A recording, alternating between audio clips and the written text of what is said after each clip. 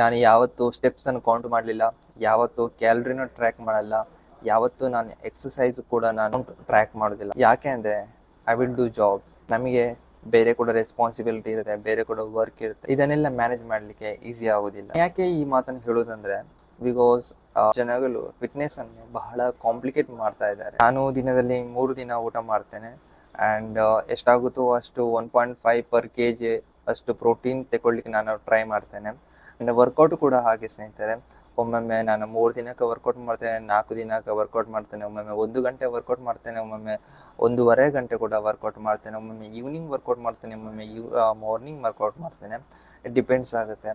So ಹಾಗಾಗಿ ನಮ್ಮ fitness ಜರ್ನಿಯನ್ನು ಎಷ್ಟಾಗಿ ಅಷ್ಟು ಕನ್ವೀನಿಯೆಂಟ್ ಮತ್ತು ಸಸ್ಟೈನೇಬಲ್ ನಾವು ಇಟ್ಕೊಳ್ತೀವೋ ಅಷ್ಟು ಸುಲಭ ನಾವು ಲಾಂಗ್ ಟರ್ಮಲ್ಲಿ ನಾವು ಫಿಟ್ನೆಸ್ ಜರ್ನಿಯನ್ನು ಡಿಸಿಪ್ಲಿನ್ ಆಗಿ ಕಂಟಿನ್ಯೂ ಮಾಡಲಿಕ್ಕೆ. ಸೊ ನೀವು ಕೂಡ ಫಿಟ್ನೆಸ್ಸನ್ನು ಜಾಸ್ತಿ ಕಾಂಪ್ಲಿಕೇಟ್ ಮಾಡಬೇಡಿ, ಜಾಸ್ತಿ ಸ್ಟ್ರೆಸ್ ತಗೊಳ್ಬೇಡಿ. ನಿಮಗೆ ಯಾವುದು ಕನ್ವೀನಿಯೆಂಟ್, ಯಾವುದು ಸಸ್ಟೈನೇಬಲು ಅದನ್ನೇ ಲಾಂಗ್ ಟರ್ಮಲ್ಲಿ ನಿಮಗೆ ರಿಸಲ್ಟ್ ಕೊಡುತ್ತೆ.